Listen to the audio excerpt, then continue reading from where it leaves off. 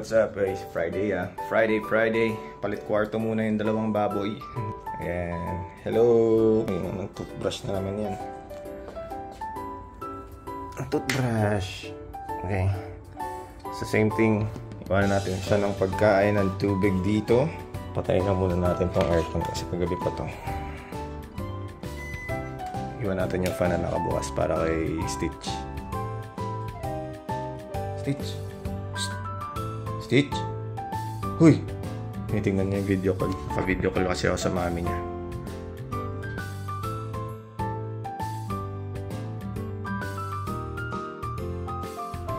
Ito naman si Milo. Okay, so 1.5 week na silang magkapalit ng kwarto in my efforts to reintroduce them.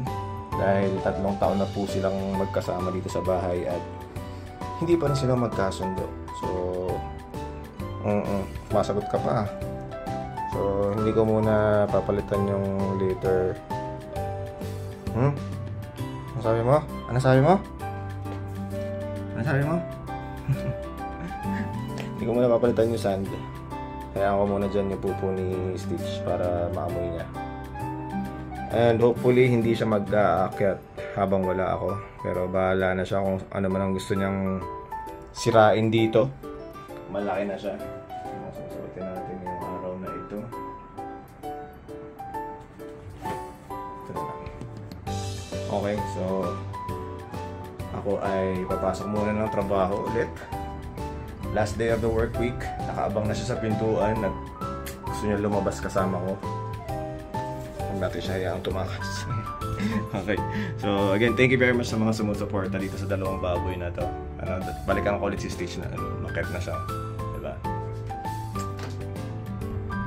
Yan ang trip niya dito. Mag-abang ng ibon.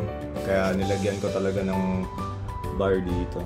Yung selfie stick ng Insta360 ko nilagay ko dyan. Nilagyan ko rin ng wire strap. Kasi nag-aakyat siya at magaling si Milo makialam actually. Magaling si Milo magkukuting-ting at magbubukas ng kung ano-ano. So, ayan. Hopefully, hindi lang siya sumuka o umihi sa ibabaw nito. Dahil pag nangyari yun, tapos ang PC ko. Pero, kaya nga nasabi ko, gamit lang yan. Kaya naman natin palitan yan kahit na masira niya. Though hindi agad-agad. Pero, syempre, iba pa rin yung pusa. Alam na maitapang ko yung pusa, diba? O kaya sabi nga nung isang ate, pigilan ko daw.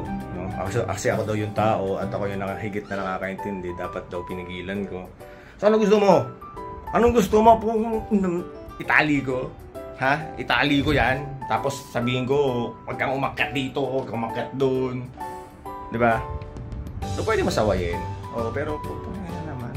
Nangati ka. Diba? Kinamot mo o kaya ipinakamot mo. Oh, diba? Kaya na lang mag-isip kung ano yung ibig sabihin. Sino ba nakakapigil sa inyo kahit nga magulang nyo pag sinabi sa inyo huwag nyo i-date eh. Huwag nyo i-date yung lalaking yan, huwag mo i-date yung babaeng yan. Nagpapapigil ba kayo? Di ba hindi? So, ano yung pusa? Hayaan nyo lang siyang maging pusa. Hayaan siyang maging pusa. In-enclose mo na nga siya sa loob ng bahay eh, di ba? Tapos, i-restraint mo pa siya ng sobra-sobra. So, unfair naman yan.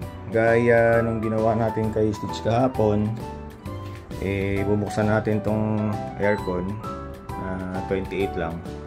And we'll leave it running for the whole day dito dahil nga mainit tong spot na to. Tama naman yan.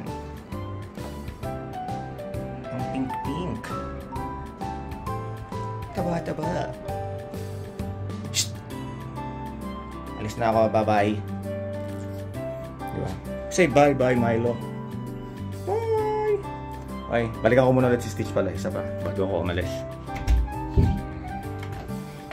Diyan ka na, bye-bye.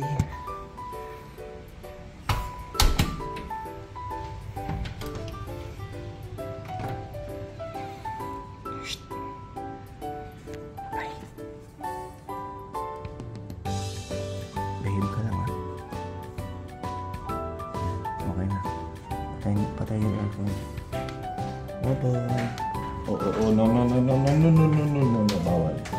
These past 10 months, napapansin ng mga taong malapit sa akin at ng mga katrabaho ko na sobrang time yung sinespend ko sa opisina. Well, that's because gusto ko mag-improve yung performance ng team or site na hinahandle ko sa Pilipinas. Every day you're going late, huh? So how's it going, Connie? Is improvement. So A lot, man. going back late probably pays off lah.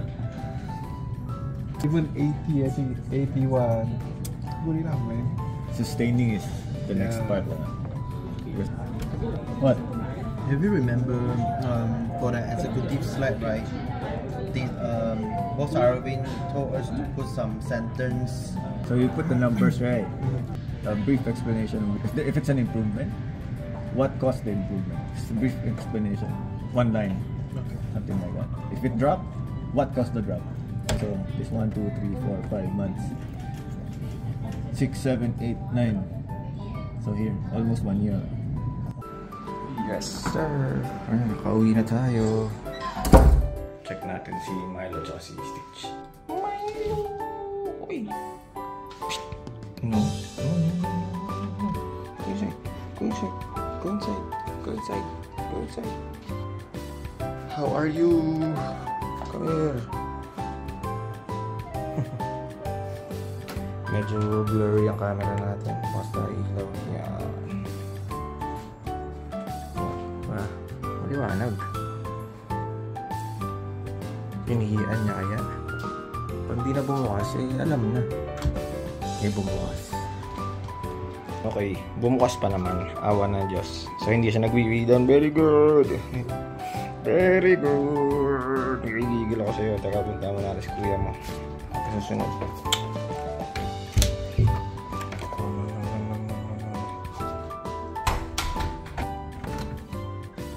Uy! Inside.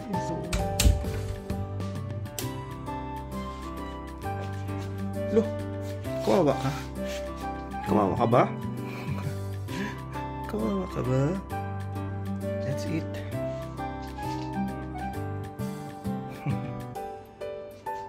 Pare! Ano ba yun? So yun, dun nagtatapos ang araw natin. Ating mataba. Alo. Malamot pa nga. Ay! Ano ba? Di ba? Ano mo? Tamo. Napansin din eh. Hindi ito yung mami niya. Naka-video call. Monitoring ang mami. So yun na yun.